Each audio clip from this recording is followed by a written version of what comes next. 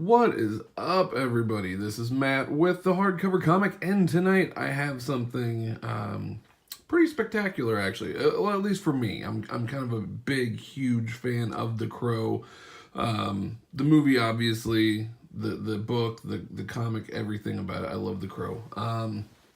So this is a pretty cool thing that we're going to go over. This is the definitive author's vision of the classic graphic novel, The Crow. Basically, it's just a really nice, well done book that is all like the original ink and paper drawings and things. It's not, none of it's like digitized or anything like that. I mean, obviously it's scanned, but it's not, digitized or touched up with art or with computers and things like that. James O'Barr is heavily against that kind of stuff. So the one thing I will say right off the bat, the dust jacket has that kind of a matte feel to it. If you guys have the Animal Man omnibus, it's just like that, which I absolutely love. I love that feel of dust jackets, and not that gloss, but it's awesome. So there it is there. There's an introduction, additional artwork, etc. And there's the back. Cover price on this is $29.99 US. I picked this up on Amazon. I think $20, so not bad. Once you get it all off, you have the classic black. There's absolutely nothing on there.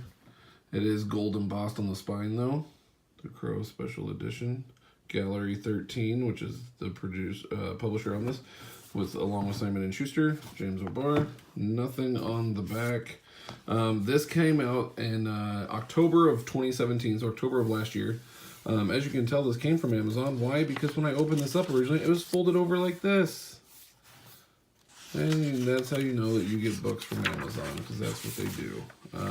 Not big enough deal for me to return it, though. It is what it is. So anyways, The Crow, James O'Barr.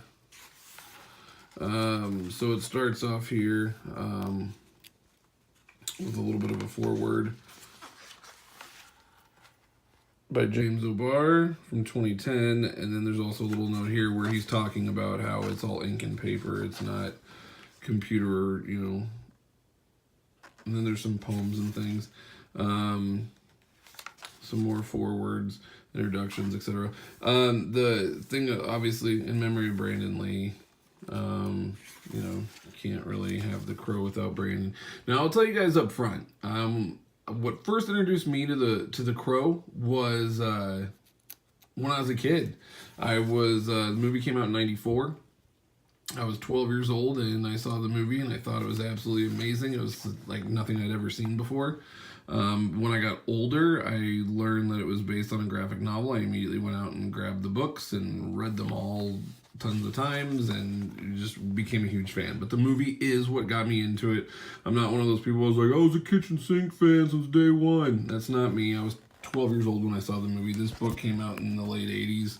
I would have been like 6 years old, so I wasn't a fan from the get-go. I found it later in life. But that being said, as we're kind of flipping through, and I'm letting you guys see the artwork here, for those, a lot of people probably do know the story behind James O'Barr and The Crow. I don't really want to get into spoilers and things, but there's a lot of people that probably know it's a well-known story.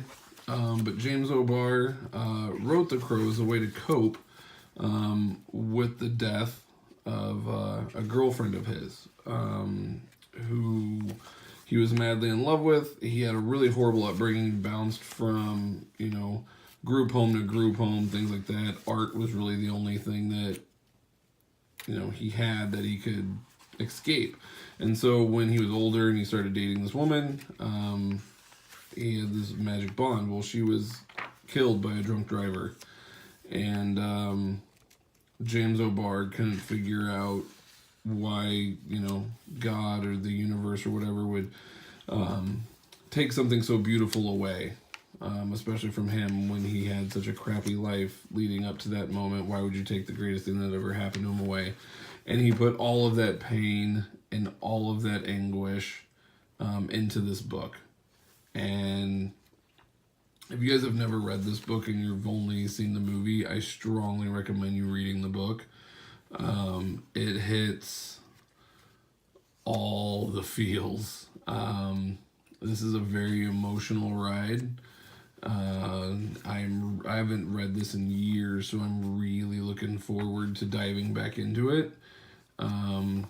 And probably tearing up throughout some of it. It's a very emotional ride, but it's also violent. It's fun. Amazing art. It's great stuff. James O'Barr is, he's known for The Crow. He's done other things, but really this is what he'll always be known for. And it's amazing stuff. I strongly recommend checking out this book, especially if you're a fan of the movie. And if you've never even seen the movie, well, then go watch it, because it is by far one of my all-time favorites. Anybody that knows me knows I'm a huge fan of The Crow. So, yeah. It's amazing stuff. So anyways, as you guys can see, the art is really good. I don't want to, give anything away on accident.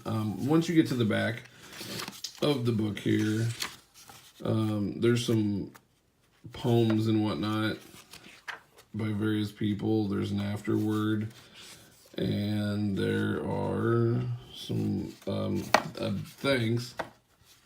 James O'Barr gives thanks to everybody that's helped him out over the years. One of the people he mentions is Eliza. For those that don't know, was Brandon Lee's fiance at the time when he was killed during the making of the movie.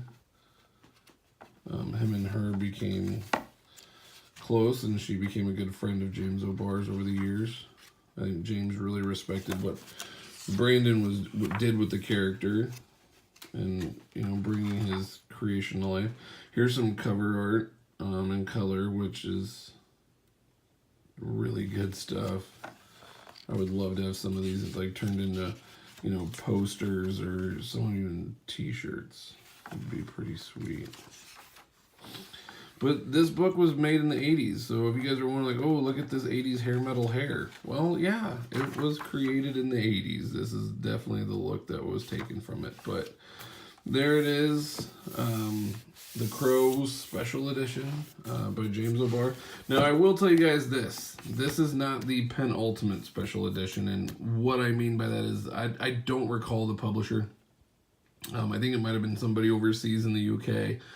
But there is a company that has one of the most gorgeous bound